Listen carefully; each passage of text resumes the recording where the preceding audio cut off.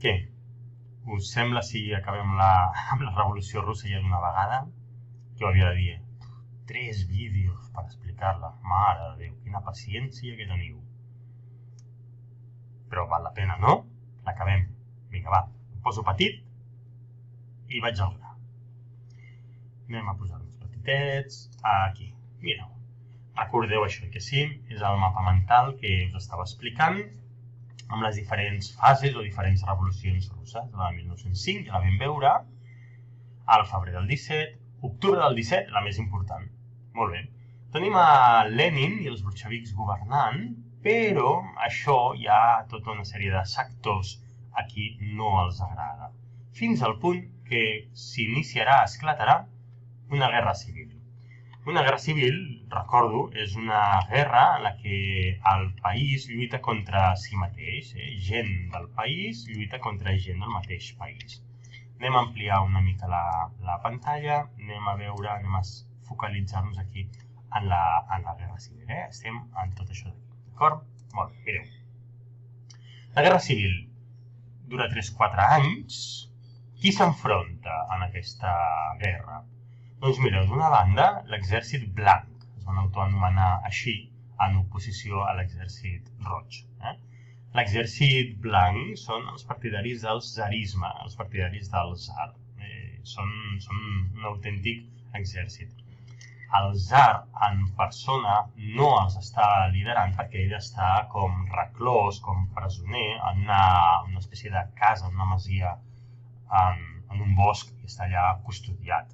I, de fet, en aquesta casa on viu, un dia agafaran a tota la família, els soldats, els baixaran als soterranis. La família Romanov pensarà que els estan alliberant, però en realitat no els estaran alliberant. Els tindran allà en aquell soterrani, agafaran un munt de soldats, cridaran ordre de disparar i els afusellaran a tots. Ells no s'ho esperaven. De fet, a sota de la roba, sobretot les dones, portaven totes les seves joies amagades. S'havien dedicat en tot aquell temps de reclusió a amagar-se les joies, a cosir-les en els interiors de la roba, de manera que en el moment que els van dir «Ei, veniu, agafeu les vostres coses que marxem», doncs es van posar precisament les robes plenes de joies amagades i sense saber que els matarien. Després corre la llegenda que la germana petita d'aquestes 4 filles, la petita, Anastàsia, que va sobreviure en això i va estar vagant per Europa i que patia amnèsia i tenia però finalment es va demostrar que era una impostora. Sembla ser que tota la família va morir allà. Bé, l'exèrcit blanc, els partidaris del tsar russos s'enfronten i aquests tenen un recolzament molt important i és que, clar, França, Gran Bretanya, Estats Units i Japó els ajuden. Per què? Perquè cap d'aquests països no té cap interès a que les idees de la revolució russa, el marxisme, el comunisme, els soviets, s'extenguin als seus propis països. No ho volen, són capitalistes. De fet, Japó sempre ha estat enemiga de Rússia perquè són molt veïns, els dos països, tenen la Xina, una zona de la Xina que és la Manxúria, al mig, i tots dos li tenen ganes en aquesta zona. De fet, l'any 1905, que veiem aquí, un dels motius que la gent es revoltés és que Rússia estava immersa en una guerra amb Japó i estava perdent la guerra. Rússia estava perdent, havia perdut tota la seva flota pràcticament lluitant contra Japó. En contra de l'exèrcit blanc hi ha l'exèrcit roig. D'aquí que el color vermell, aquesta guàrdia roja, s'identifiqui amb el socialisme. Està organitzat pels bolxevics i el dirigeix Trotsky, l'ajudant de Lenin. Què passarà arrel de la guerra? Home, doncs que cap guerra és bona i una guerra civil encara és pitjor, que ens ho diguin si no els espanyols, perquè resulta que, malgrat que guanya l'exèrcit roig, qui ho diria, no? Contra totes les potències europees una mica que ajuden, però guanya l'exèrcit roig, la guerra produeix encara més fam, més escassetat d'aliments. Recordem que durant la Primera Guerra Mundial ja hi havia molts problemes, doncs ara encara més. I a més, el règim soviètic s'endureix, perquè en estat de guerra Lenin encara centralitza més poder i encara pren decisions més dures. Què passarà després d'aquesta guerra civil guanyada per Lenin i els seus? La guerra acaba l'any 21, però resulta que l'any 24 Lenin mor. Problema. Llavors es disputen el poder dues persones, Trotsky i Stalin. Els dos, que són del mateix partit, són molt rivals entre ells perquè, a més, hi ha una diferència ideològica important entre ells. I és la següent. Trotsky pensa que el que cal fer ara, un cop han guanyat la guerra civil, és exportar la revolució, provocar la revolució en d'altres països, aconseguir que tots els països del món caiguin, introdueixin això de la revolució russa, és a dir, les idees del marxisme. En canvi, Stalin té una visió completament contrària. Stalin diu que ens hem d'oblidar ara dels altres països. El que hem de fer és consolidar la revolució en el nostre país, fer del nostre país una potència important mundialment, una potència forta, i els altres països després, sota el nostre domini, sota la nostra hegemonia, sota la nostra influència, ja aniran agafant això. Però nosaltres hem de ser un país, el país més poderós del món. Qui va guanyar? Va guanyar Stalin. De fet, Stalin era una persona menys culta, amb menys capacitat de parlar bé que Trotsky. Era una persona que havia escalat llocs molt bé allà dins de Rússia, dins del partit polític, però era un tio com molt espavilat, molt astut, mentider, brutote, un poco así.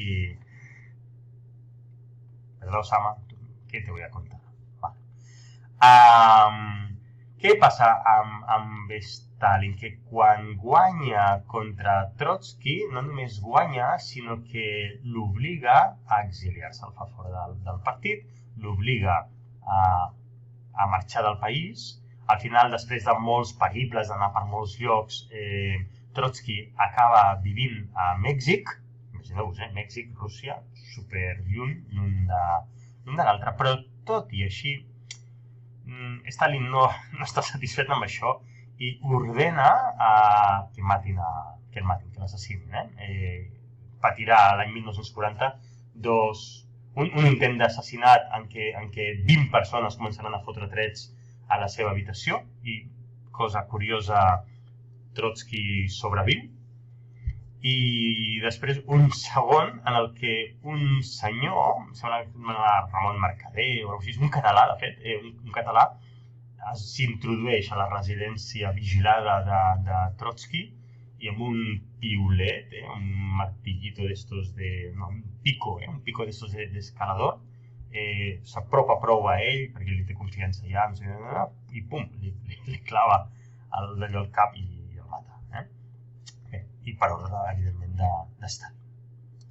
Què passarà a Rússia? En el moment que Stalin agafa el poder, es genera una nova forma de govern anomenada estalinisme. És una dictadura socialista. Quines característiques té aquesta dictadura socialista? Mireu, Stalin era un tio dur, era un dictador, si voleu, a l'altura de Mussolini a Itàlia, a l'altura de Franco a Espanya, a l'altura de Hitler a Alemanya. De fet, Stalin i Hitler van pactar entre ells en la Segona Guerra Mundial. Després Hitler va trair a Stalin, però bueno, que és un dictador. Aquest Stalin crea una policia que s'anomena Txeka, que el que fa és depurar el partit. Llavors, en el Partit Comunista, el seu partit, que és l'únic partit possible, tota aquella persona sospitosa de fer-li una mica d'ombra a Stalin o bé serà executada o serà enviada a un gulag. Un gulag és un camp de concentració. Un camp de concentració on la gent hi viu durant, ens podem imaginar, hi viu un poc temps i acaba morint de gana, d'esgotament. De manera que del seu partit polític, al millor de 2.000 persones, doncs envia a gulags o les mata o les executa a 1.300. I fins i tot de la cúpula del partit el 80% de la cúpula, dels mandataris, del seu govern, el 80%, acaben executats, exiliats o en un gulag. El Partit Comunista es converteix en un partit únic i el seu govern és de caràcter personalista. Què vol dir això? Que hi ha un culte al líder. Aquí els dictadors també, una manera de classificar-los podria ser si anomenen la dictadura amb el seu nom o l'anomenen amb la seva ideologia. Per exemple, Hitler no anomena el seu govern hitlerisme, l'anomena nazisme, agafa el nom de la ideologia. Stalin no agafa el nom de comunisme, que seria la ideologia, sinó que agafa stalinisme, el seu nom. Franco no anomena feixisme a la seva forma de govern, l'anomena també amb el seu nom, és de caire personalista, franquisme. Mussolini no l'anomena mussolinisme, sinó que agafa la ideologia, que és el feixisme, i anomenar feixisme, la seva forma de govern. Bé, ell és personalista, però no només personalista, sinó que imposa durant els 30 anys que governa ell, que mana ell en aquesta dictadura, una exaltació al líder. Tot està pensat per glorificar el líder. El líder és lo más, no? Té una forta propaganda que el recolzen. Tots els programes de ràdio, totes les televisions, tots els llibres, tot han de parlar de Stalin i a més han de parlar bé, es faran estàtues, cartells, de tot. Hi ha un culte a la seva personalitat terrible. Penseu que les senyores deien ojalà el meu fill un dia sigui com Stalin. Era el seu somni. Dir-li Stalin al seu fill era bastant normal. Ella deia, Stalin es deia Joseph Stalin, doncs molts nens es diran qualsevol nom Stalin, no sé què Stalin, David Stalin, qualsevol nom Stalin. Per què? Perquè estava quasi considerat un déu, estava mitificat.